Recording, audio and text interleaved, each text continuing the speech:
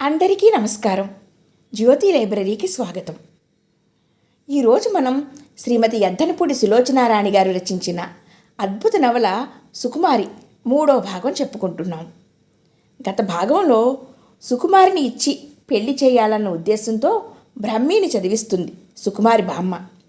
కానీ దావాలో గెలిచి ఆస్తి రావడంతో నెమ్మదిగా బ్రహ్మీని వాళ్ళ అమ్మను దూరం పెడుతుంది. కథలోకి వస్తే, ఆ రోజు మా ఇంట్లో చాలా హడావిడిగా ఉంది. బామ్మ సత్యంగారి భార్యను పిలిపించి వంటలు చేయించింది. పండుగ కాకపోయినా పిండి వంటలు చేశారు. ఇల్లంతా బూజు దిలిపి శుభ్రం చేశారు.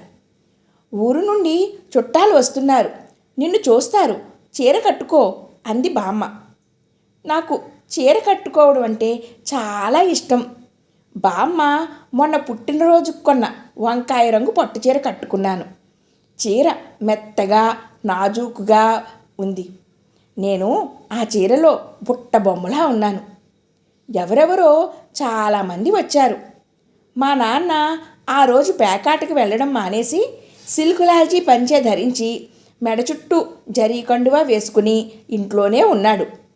బామ్మ నన్ను తను పిలిచే వరకు గదిలో నుండి రావద్దని ఆదేశించింది. నాకేమో వచ్చిన వాళ్ళని చూడాలని ఆరాటం.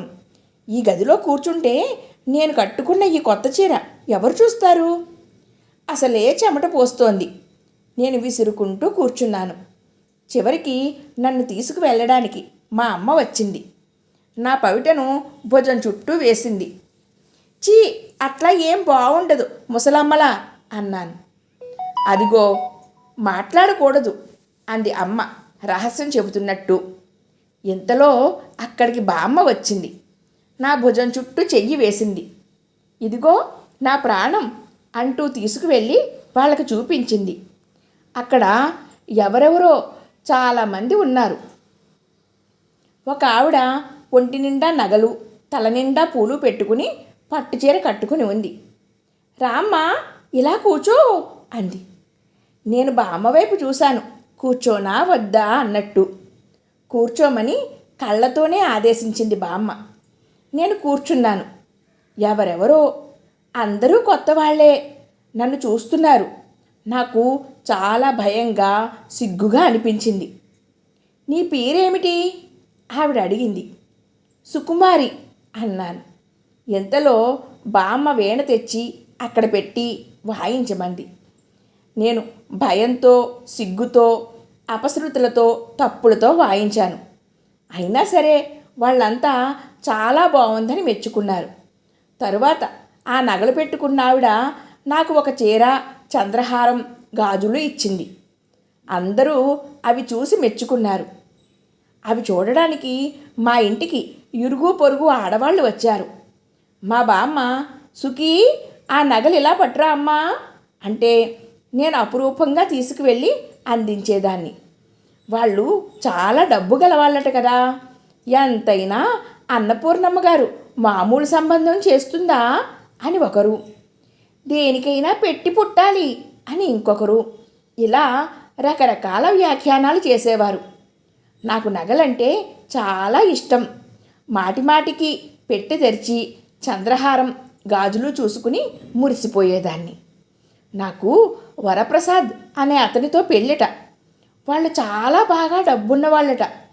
మా బామ్మ అప్పు చేసి మరీ చాలా దర్జాగా నా పెళ్ళి చేయిస్తోంది. మరి బ్రహ్మీతో పెళ్ళి అన్నారుగా, ఎవరో బామ్మని అడిగారు. నేనెక్కడన్నాను? మీకేమైనా మతిపోయిందా? మా సుకుమారి ఎక్కడా, వాడెక్కడా? ఏదో లేని పిల్లాడని నేను చదివిస్తుంటే మీరు ఇలా ఈ కథలన్నీ కల్పించుకున్నారు. లేకపోతే ఆ కమలమ్మ దురాశతో దుష్ప్రచారం మొదలుపెట్టిందో. ఈ సంబంధం చూడండి, నగలు, నాణ్యాలు, భూమి, పుట్ర, లంకంత ఇల్లు, ఊ అంటే నౌకరు, ఆ అంటే నౌకరు. అసలు మీరెలా నమ్మారండి? మా సుకుమారిని ఆ బ్రహ్మీకి చేసి ఆ పూరికొంపకు పంపిస్తానా ఏమిటి? నిజమే నిజమే అన్నారు వాళ్ళు. నాకేమిటో కొంచెం తికమకగా ఉంది. అత్తయ్య ఇల్లు పక్కనే అయినా మా ఇంటికి రావడం పూర్తిగా మానేసింది. నేనే వెళ్ళాను. అత్తయ్య జ్వరంతో పడుకుని ఉంది. ఇల్లంతా ఎప్పట్లా ముగ్గులతో కలకలలాడుతూ లేకుండా ఏమిటో దిగులుగా బోసిగా ఉంది. అత్తయ్య వెళ్ళి పక్కన కూర్చున్నాను. అత్తయ్య కళ్ళు తెరిచింది. నన్ను చూడగానే బావురు మంది. మాట ఇచ్చిన వాళ్ళే మర్చిపోయారు, అసలు అనలేదంటున్నారు అంటూ ఏడ్చేసింది. ఏమైంది అత్తయ్య అడిగాను. అప్పటికే బామ్మ అక్కడికి వచ్చింది. సుఖీ, ఇంటికి నడు అని గద్దించింది. నేను ఇంటికి వచ్చాను. తరువాత పట్టు జాకెట్లు రావడం, చీరలు నగలు గోరింటాకు పెట్టుకోవడం, ఇదే సందడి. బ్రహ్మి రాలేదేమిటి అనుకున్నాను. బ్రహ్మి నాకు పెళ్ళి అంటూ వాళ్ళు ఎంత డబ్బున్న వాళ్ళో వాళ్ళకి ఉత్తరం రాశాను. వాళ్ళు పెట్టిన నగల గురించి వర్ణించాను. బ్రహ్మి రానే లేదు. నేనంటే నీకు ఈర్ష్య అంటూ మళ్ళీ ఉత్తరం రాశాను. దానికి జవాబు రాలేదు. పెళ్ళి ఆ రోజునే. ఊరంతా సందడి అన్నంతగా ఉంది. నాకు ఒంటి నిండా నగలు, బంగారంతో మెరిసిపోయే జరీముద్ద పట్టుచీర.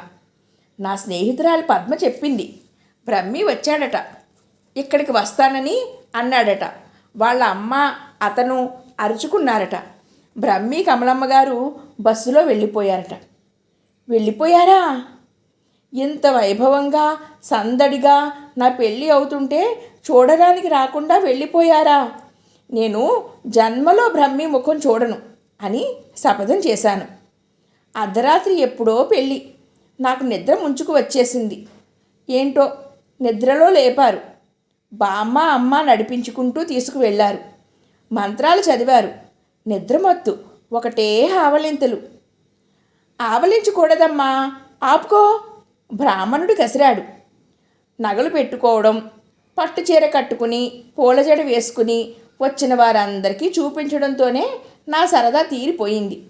ఈ పెళ్లి తతంగం నాకు చాలా విసుగ్గా అనిపించింది. ఆ నిద్రమత్తుతోనే విసుగుతోనే వాళ్ళు చేయమన్న పనులు చేశాను. నిద్రతో వాలిపోతుంటే ఎవరో ఒకరు చరిచి లేపుతున్నారు. అలా అయ్యింది ఆ పెళ్ళి. నేను అత్తవారింటికి వచ్చాను. పెద్ద ఇల్లు, లంకంత ఇల్లు అంటే ఇదే కాబోలు. ఇంట్లో మనుషులు ఎవరు ఏ మూల ఉన్నారో తెలియదు. ఇంటి చుట్టూ పెద్ద ప్రహారీ గోడ. నాకు వచ్చిన సాయంత్రానికే ఆ ఇల్లు అంటే విసుగు పుట్టేసింది.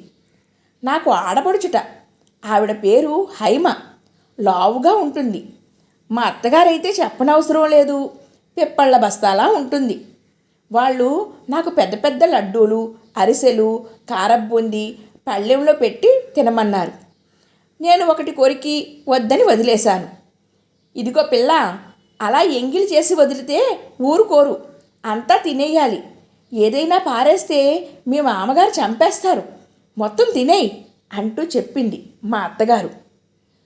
అవన్నీనా? నాకు భయం వేసింది. నేను అన్నమే నంజినట్టు కాస్త కాస్త తింటాను. అన్నీ తినాల్సిందే. హైమ పక్కన కూర్చుంది. నేను బలవంతంగా తినసాగాను. ఎలాగో పొట్టలోకి తోశాను. సాయంకాలానికి విపరీతమైన కడుపు నొప్పి మొదలైంది. వాంతులు కూడా అయ్యాయి.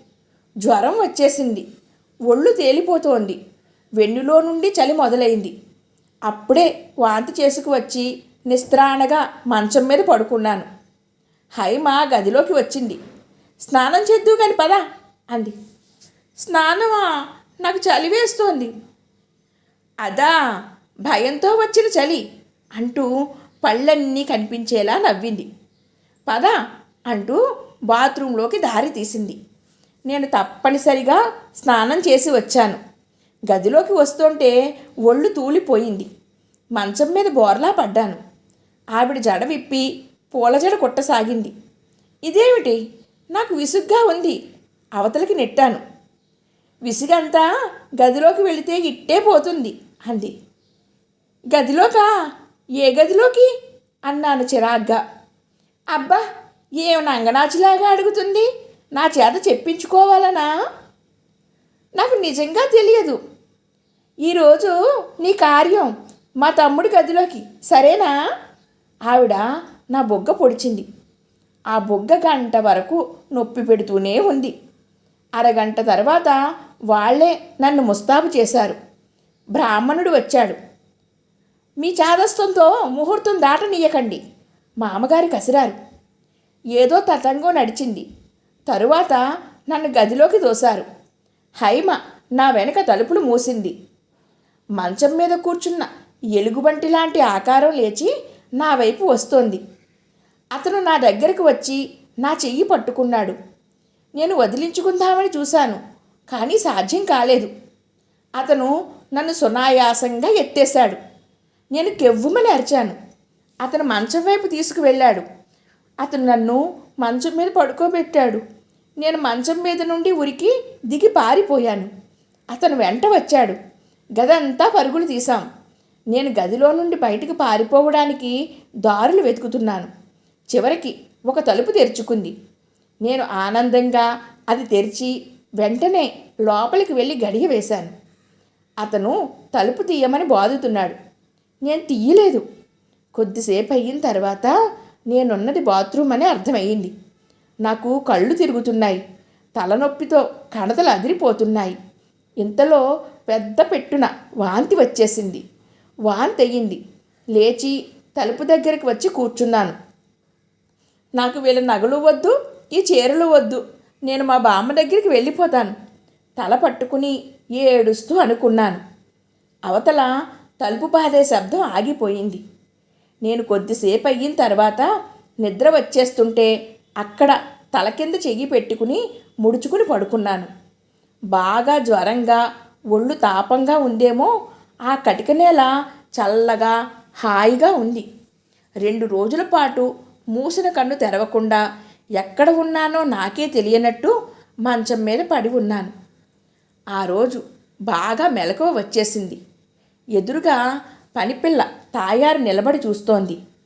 నేను కళ్ళు తెరవగానే నల్లటి ముఖంలో తెల్లని పళ్ళన్నీ కనిపించేలా నవ్వుతూ, అమ్మాయి గారు మెలకువ వచ్చిందా అంది. నేను ఎక్కడున్నానో తెలియడం లేదు అన్నాను. నా కంఠంలో నుండి మాట బయటికి రావాలంటే ఎంతో బలం తెచ్చుకోవలసి వస్తోంది. మీ అత్తగారింట్లో మీ గదిలో ఉన్నారు మీరు. 2 రోజుల నుండి మూసిన కన్ను తెరవకుండా మమ్మల్ని అందరినీ హడలు కొట్టేశారు. నాకేమైంది? తల పట్టుకుంటూ అడిగాను. ఆ రోజు రాత్రి బాత్రూంలో పడిపోయారుగా, తలుపులు బద్దలు కొట్టి యువతలను తీసుకువచ్చాం. డాక్టర్ గారు వచ్చారు, మీకు ఇంజెక్షన్లు ఇచ్చారు. మీరేమో భల్లూకం వస్తోంది, చంపండి, కొట్టండి, బామ్మ బామ్మ అని ఒకటే అరుపులు ఏడుపులును. నేను మిమ్మల్ని పట్టుకోలేకపోయానంటే నమ్మండి. నిన్న సాయంత్రం నుండి కాస్త హడావుడి తగ్గింది, నిద్రపోయారు. ఇంతలో టకటకమని ఏదో గట్టిగా కొడుతున్న చప్పుడు అయ్యింది. ఏమిటది అన్నాను. తాయారు మంచం దగ్గర కింద కూర్చుని గచ్చకాయలు ఆడుతోంది. మీరు బాత్రూంలో తలుపు వేసుకుని పడిపోతే తలుపులు బద్దలు కొట్టి తీసుకొచ్చారుగా, ఆ తలుపుని బేస్ని బిగిస్తున్నాడు అని చెప్పింది తాయారు. నేను బాత్రూంలో ఎందుకు పడిపోయాను గుర్తు చేసుకున్నాను. ఇప్పుడే వస్తాను అమ్మాయి గారు. తాయారు బయటకు పరిగెత్తింది. నేను చాలాసేపు అలాగే నిస్త్రాణగా పడి ఉన్నాను. నాకు ఇంతకు మునుపు ఎన్నడూ ఎరగనంత నీరసంగా ఉంది. జ్వరం వస్తే బామ్మ ఒళ్ళోనో అమ్మ ఒళ్ళోనో తలపెట్టి పడుకుంటాను. ఇక్కడ నా గోడు పట్టించుకున్నవారే లేరు. దాహంతో నాలుక తడారిపోతోంది. పిలిచిన గంటకి కూడా ఎవ్వరూ రారు. ఈ తాయారు ఉందంటే దాని కాలు ఒక్క క్షణం ఒక్కచోట కుదురుగా నిలవదు. లేచి వెళ్దామంటే ఒళ్ళు తూలిపోతోంది. ఇంతలో మా అత్తగారి గదిలోకి వచ్చింది. ఆవిడ అప్పుడే పూజ గదిలో నుండి వచ్చినట్లుంది. చేతిలో పూలపళ్ళెం ఉంది. ముఖాన 2 కుంకుమ బొట్లు ఉన్నాయి. ఎప్పట్లాగానే పట్టుచీర కట్టుకుని చుట్ట నిండా పూలు పెట్టుకుని అలంకరించుకుని ఉంది. ఆవిడ వెనకే హైమ కూడా వచ్చింది. ఆవిడ కుంకుమ తెచ్చి నా ముఖాన అద్దింది. నీకు గాలి సోకింది కోడలా, ఇదిగో మంత్రించిన విభూతి తెప్పించాను అంటూ మళ్ళా ముఖం మీద మొత్తింది. నేను వెంటనే హాచ్ హాచ్ అని తుమ్మాను. ఆ తుమ్ములు 1, 2 కాదు, 10, 12 వచ్చాయి. విభూతి కుంకుమ రాలి ముక్కులోకి పోయి ఉక్కిరి బిక్కిరి అయిపోయాను. నన్ను చూసి హైమ విరగబడి నవ్వసాగింది. అయ్యో పాపం, అసలే అర్భనాకారి వదిన, పట్టుకోవే తాయారు, ఆ తుమ్ములకి లేచి పైకప్పుకి కొట్టుకుంటుందేమో. నాకు ఒళ్ళు మండిపోయింది.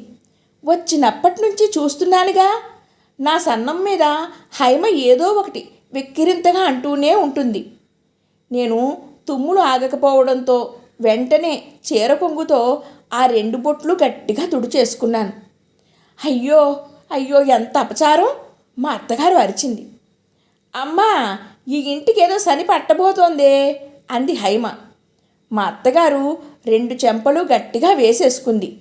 దేవుడి బొట్టు అలా చెరిపేస్తారా, ఎంత తప్పు అంటూ నన్ను కేకలేసింది. నాకు తుమ్ములు వస్తున్నాయి, నమ్రతగా చెప్పాను. తుమ్ములు వస్తే తుమ్మాలి, అంతేగాని. హైమ ఏదో అనబోయింది. నువ్వు ఊరుకో హైమ, ఆవిడ కసిరింది. ఓ అబ్బో, కోడలని కాబోలు. అవునులే, కట్నం తెచ్చిందిగా, పీనుగులా ఉంటే మాత్రమే. నోరు మూసుకోమన్నానా, ఆవిడ కసిరింది. నాకు దాహం వేస్తోంది, మొహమాటం వదిలించుకుని అడిగాను. పరగడుపున నీళ్లు తాగితే ఇంకా పైత్యపు చేష్టలు వస్తాయి, ఎప్పటికే బొట్టు తుడిచేసుకున్నావు అంది హైమ. అది నిజమే, అన్నం తెస్తాను తిను అంది ఆవిడ. నేను తినను. తినవు? వెళ్ళబోతున్న ఆవిడ ఆశ్చర్యంగా వెనక్కి తిరిగి చూసింది. మా బామ్మ దగ్గరికి వెళ్ళిపోతాను. పంపించాం, 2 నెలల వరకు పంపించమని చెప్పి తీసుకొచ్చాడు మా నాన్న. నీ తాతలు కూడా నిన్ను మా ఇంట్లో నుండి తీసుకువెళ్ళలేరు, హైమ చెప్పింది. 2 నెలలా? నేను కళ్ళు వెడల్పు చేసి ఆ 2 ముఖాలు చూశాను. మా అత్తగారు కూడా తల ఊపింది. నా గుండెలు మోకాళ్ళలోకి జారి ఎక్కడికో వెళ్ళిపోయినట్లయింది. 2 నెలలా అన్నాను మళ్ళా. ఇంతలో హైమా అని పిలుపు వినిపించింది. అది మామగారి కంఠం. అప్పటి వరకు అరుస్తున్న హైమ పిల్లిలా అయిపోయింది. మా అత్తగారు గబగబా పూజగదిలోకి వెళ్ళిపోయింది. హైమా, ఆయన కంఠం పిడుగుపాటులా వినిపించింది. ఈ నారాయణరావు నవల ఎవరు తెచ్చారు ఆయన అడుగుతున్నారు. నేనే. కాదు కాదు, అదే, హైమ నసుకుతోంది. నీకు ఎన్నిసార్లు చెప్పాను ఈ కథలు కాకరకాయలు మన ఇంట్లో కుదరవని? ఏం చెప్పానా లేదా? చెప్పారు. అంత బిగ్గరగా నిర్లక్ష్యంగా మాట్లాడే హైమ గొంతు పిల్లిలా ఉంది. నా గది ఎదురుగుండానే జరుగుతోంది ఆ సంభాషణ. ఆయన వెంటనే హైమ జడని దొరకబుచ్చుకున్నాడు. ఇంకోసారి చేస్తావా ఇట్లాంటి వెధవ పని? ఆ లైబ్రరీ వెధవ బజారులో నలుగురితోనూ మాట్లాడుతూ ఉండగా నాకు ఈ పుస్తకం మీ అమ్మాయి కావాలంది అంటూ ఇస్తాడా? వాడికి ఎంత ధైర్యం! నాకు తెలియకుండా రహస్యంగా పుస్తకాలు తెప్పించుకోవడానికి నీకెంత ధైర్యం? ఇంకోసారి ఎలాంటి వెధవ పని చేస్తావా అంటూనే ఆయన హైమ జడని దొరకబుచ్చుకుని ఫెడీ ఫెడీ కొట్టసాగాడు. కింద పడేసి కాళ్లతో తంతున్నాడు. ఇంకెప్పుడు చెయ్యను నాన్న, కొట్టకు నాన్న. కింద పడి దెబ్బలు తింటున్న హైమ దన్నాలు పెడుతోంది. ఎంత జరుగుతున్నా అత్తగారు పూజ గదిలో నుండి రానే లేదు. అయ్యో, ఇదేమిటి? నవల చదవడం తప్ప స్వంత తండ్రి అలా కొట్టేస్తున్నాడేమిటి? మా అత్తగారు రాదేమిటి అనుకుంటూ నేను లేచి వెళ్ళబోతుంటే తాయారు నన్ను బలవంతంగా పట్టుకుని ఆపేసింది. అమ్మాయి గారు, మీరు వెళ్ళకండి, ఆయన చంపేస్తారు అంది గజగజలాడుతూ. నేను లేచానే గాని నా దగ్గర ఓపిక ఎక్కడుంది? నీరసంతో ఒళ్ళు తేలిపోతుంటే, కాళ్ళు వణికిపోతుంటే మళ్ళా మంచం మీద కూలబడి వెళ్ళకిలా పడుకుండిపోయాను. ఫెడీ ఫెడీమని దెబ్బలతో పాటు రంకె వేసినట్టే అరుపులు కూడా వినిపిస్తున్నాయి. నీకసలు ఒంటిపూట అన్నం పెట్టమని మీ అమ్మకు చెప్తాను. కడుపు కాలుతుంటే పుస్తకాలు చదవాలని, సినిమాలు చూడాలని ఇలాంటి వెధవ కోరికలు పుట్టుకురావు. ఇంకొకసారి ఇలాంటి దరిద్రపు పని ఏదైనా చేశావని తెలిసిందా, చంపి పాతరేస్తాను జాగ్రత్త. ఆయన హైమని ఒక్క తన్ను తన్ని పూజగది గుమ్మం దగ్గరికి వెళ్ళి అరిచాడు. ఆ పిల్లకి జ్వరం తగ్గిందా లేదా? తగ్గింది. అన్నం పెట్టావా? అది నేనే చెప్పాలా? తిననంది. ఏమొచ్చిందట? వాళ్ళ బామ్మ దగ్గరికి వెళుతుందట. వెర్రివేషాలు వేస్తే ఊరుకోవడానికి ఇది వాళ్ళ ఇల్లు కాదని చెప్పు. అత్తారింటికి వచ్చింది. ఇది మన ఇల్లు. మన ఇష్టం వచ్చినట్టు ఉండాలి. నోరు మూసుకుని పడి ఉండమను. మనం పంపించాలని అనుకున్నప్పుడు పంపిస్తాం, అది అడిగినప్పుడు కాదు. నీ సుపుత్రుడు ఉత్తరాలు ఏమైనా రాశాడా? రాయలేదు. ఎందుకు రాస్తాడు? మద్రాసు వెళ్ళగానే వాడికి ఎంతసేపు ఆ గుర్రపు పందాలు. వ్యాపారం చూసుకుందామని లేదు. చవట వెధవ. అన్నం తగలెట్టు, నేను మళ్ళా వెళ్ళాలి. ఆవిడ వెళ్ళింది. కొద్దిసేపు అయిన తర్వాత ఆయన మాట వినిపించలేదు. మళ్ళా హైమ అరుపులు, మాటలు, నవ్వులు వినిపిస్తున్నాయి. అంటే ఆయన ఇంట్లో లేడన్నమాట. నాకు వచ్చిన కొత్తలో అర్థం కాలేదు. ఆయన ఇంటికి రాగానే ఇల్లు పులిని చూసిన మేకల నిశ్శబ్దం అయిపోతుంది. వెళ్ళిపోగానే సందడి ప్రారంభం అవుతుంది. తండ్రి ఇంట్లో ఉంటే వంచిన తల ఎత్తని హైమ ఆయన అటు వెళ్ళగానే విరగబడుతుంది. అరగంట క్రితం తండ్రి చేత అలా చావు దెబ్బలు తిన్న హైమ ఆ సంగతి గుర్తులేనట్టు నవ్వుతోంది. హైమకి భర్త చచ్చిపోయాడని తాయారు చెప్పింది. కొద్దిసేపు అయిన తర్వాత మా అత్తగారు నా గదిలోకి వచ్చింది. అన్నం ప్లేట్లో పెట్టి తెచ్చి అక్కడ స్టూల్ మీద పడేసినట్టు పెట్టింది. మాట్లాడకుండా తిన అమ్మాయి, మా వారికి కోపం వస్తే మనిషి కాదు అని వెళ్ళిపోయింది. నేను ఆలోచించాను. నేను అన్నం తినడం మానేస్తే ఎంత నీరసంతో ఉన్న నన్ను అసలు పంపరేమో. లేచి తిరుగుతుంటే వెళ్ళిపోవచ్చు అనుకున్నాను. అందుకే వద్దు అని మొండితనం మానేసి ఆవిడ అక్కడ పెట్టిన అన్నం తిన్నాను. 4 రోజులకి నాకు బాగానే ఓపిక వచ్చేసింది. ఆ భల్లూకం ఊరిలో లేడుగా. నాకు ధైర్యంగా ఉంది. నేను ఊరు వెళ్తాను. మళ్ళీ మా అత్తయ్య గారిని అడిగాను. నాదేం లేదు పిల్ల, మీ మామగారిని అడుగు అంది. నాకేం భయం? నేను సరాసరి వెళ్ళి అడిగాను. ఆయన మంచం మీద కూర్చుని ఏవో కాగితాలు చూసుకుంటున్నాడు. నేను మా ఊరు వెళ్ళిపోతాను అన్నాను ఆయన ఎదురుగా నిలబడి. ఆయన ఉలిక్కిపడినట్టుగా తలెత్తి చూశాడు. తరువాత నన్ను యగాదిగా చూశాడు. ఏం, ఇక్కడ బాగా లేదా నీకు అన్నాడు. అన్నాను తల తిప్పుతూ. ఆయన ఒక్క నిమిషం నన్ను అలాగే చూశాడు. కొత్తగా పెళ్ళైన దానివి, నువ్వు ఊరు వెళ్తానంటే తప్పు నీది కాదులే. మా వాడు ఒక వెర్రి సన్యాసి. ఆయన నవ్వాడు. నువ్వే కాస్త వాడిని మాలిమి చేసుకోవాలి. మళ్ళీ నవ్వాడు. నేను సాయంత్రం వెళ్ళిపోతాను. పంపిస్తాలే, తరువాత మంచి రోజు చూడని అన్నాడు. నాకు గంపెడంత ధైర్యం వచ్చింది. ఇక్కడి నుండి విముక్తి దొరుకుతుంది. మా ఇంటికి వెళ్ళిపోతాను. ఆ రోజు సంతోషంగా తిరిగాను. తాయారికి చెప్పాను. మేమిద్దరము మాట్లాడుకుంటుంటే హైమ చొరచొరా చూస్తోంది. ఎప్పుడు వచ్చిందో చప్పుడు కాకుండా మా వెనక వచ్చి నుంచుని అంతా వింటుంది. విన్నా పర్వాలేదు, కానీ అవన్నీ తీసుకువెళ్ళి మేము అనని మాటలు కల్పించి మా మీద అత్తగారితో చెబుతుంది.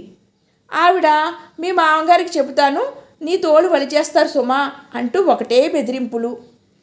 నేను ఎంత సహనం పట్టినా హైమ ఏదో ఒకటి అంటూనే ఉంటుంది. మా తమ్ముడు వస్తే నీ ఎముకలు పటపటా విరుగుతాయిలే అనేది. నువ్వే వినిపించుకో, నీకంత సరదాగా ఉంటే అన్నాను. దానికి పెద్ద గొడవ అయిపోయింది.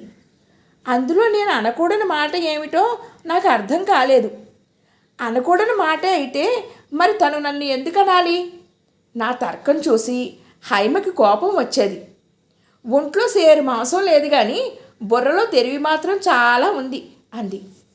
నీ బుర్రలో తెలివి అంతా నీ శరీరంలో కొవ్వు తినేసి ఉంటుంది అన్నాను. హైమ నన్ను కొట్టింది. నేను కొట్టాను. ఇద్దరం తన్నుకుంటుంటే పని మనిషి భీముడు పని మానేసి అక్కడికి వచ్చి తమాషా చూస్తున్నాడు. హైమ నా చీర లాగేసింది. నేను ఆవిడ చీర లాగాలని చూశాను కానీ నాకు ఆవిడ దొరకలేదు. ఎదురుగా భీముడు నించుని కళ్ళతో తినేసేటట్టు చూస్తున్నాడు. నేను నా గదిలోకి పరిగెత్తబోతుంటే హైమ ముందుగానే వెళ్ళి తలుపులకు అడ్డంగా నిలబడింది. అవతల భీముడు అక్కడ నుండి కదలడం లేదు. నేను ఏడుపు ముఖంతో చూస్తుంటే హైమ పకపక నవ్వసాగింది. అటువైపు పరిగెత్తుతుంటే భీముడు పట్టుకోరా అంది హైమ. వెంటనే వాడు నన్ను పట్టుకున్నాడు. నేడు విడిపించుకుంటుంటే వదలనట్టుగా నటిస్తూ నన్ను వాడు ఒంటికి అదుముకుంటున్నాడు. ఎంతలో మా అత్తగారు గుడి నుండి వచ్చింది.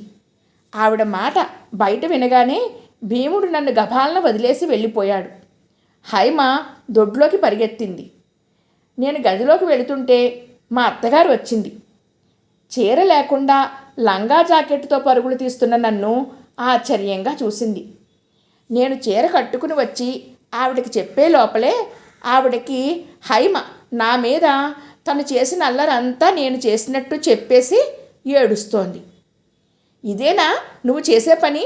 నీ బుద్ధులు మంచివి కావని ఇప్పుడే తెలుస్తోంది నాకు అంది ఆవిడ. ఆ రాత్రి ఎంతో ఏడ్చాను. బామ్మకి ఇప్పటికి ఎన్ని ఉత్తరాలు రాశానో, నాకు ఇక్కడ ఏం బాగోలేదు, నేను వచ్చేస్తాను బామ్మ అంటూ. కానీ ఒక్కదానికి కూడా జవాబు రాయలేదు. ఏమైందో ఏమిటో. ఆ మర్నాడు నేను మళ్ళా మా మామగారిని అడిగాను. ఎప్పుడు అదే పాట పాడతావేంటి? నిన్నిప్పుడు అసలు పంపించాం అన్నాడు ఆయన. ఆ రాత్రి భోజనం చేస్తుండగా, ఇదిగో ఆ పిల్లని అలా మాటి మాటికి నా ఎదురుగా వచ్చి అలా మాట్లాడవద్దని చెప్పు, నాకు తిక్కలేస్తుంది, మనం అసలు ఊరు పంపించాం అని చెప్పు అన్నాడు. ఆ మాట మా అత్తగారు వచ్చి నాకు చెప్పకముందే నేను విన్నాను. ఆ రాత్రి నాకు నిద్ర పట్టలేదు. నా గుండెల్లో రైళ్లు పరిగెత్తుతున్నాయి. నాకు మా ఇంటికి వెళ్ళిపోవాలని, మా వాళ్ళని చూడాలని నా ప్రాణం తప్పించిపోతోంది. వీళ్ళు పంపరని నాకు బాగా అర్థమైపోయింది. నేను నా స్వంత మార్గాలు వెతకసాగాను. నేను ఇక్కడికి వచ్చిన రెండో రోజునే మా అత్తగారు నా ఒంటి మీద నగలన్నీ తీసేసుకుంది, ఒక్క మంగళసూత్రం తప్ప. అవన్నీ రెడ్డిగారి భార్యకు అందిస్తూ, చాలా సంతోషం అమ్మా, అవసరానికి ఎరువు ఇచ్చి మా పరువు దక్కించారు అంది. అవన్నీ వాళ్ళ సొంతం కాదని, ఎరువు తెచ్చారని నాకు అర్థమయ్యింది. మా బామ్మకి అది కూడా రాశాను. నేను బాగా ఆలోచించి ఒక నిర్ణయానికి వచ్చాను. మిగిలిన కథ తర్వాయి భాగంలో చెప్పుకుందాం. Thank you friends. సర్వే జనా సుఖినో భవంతు. జై హింద్.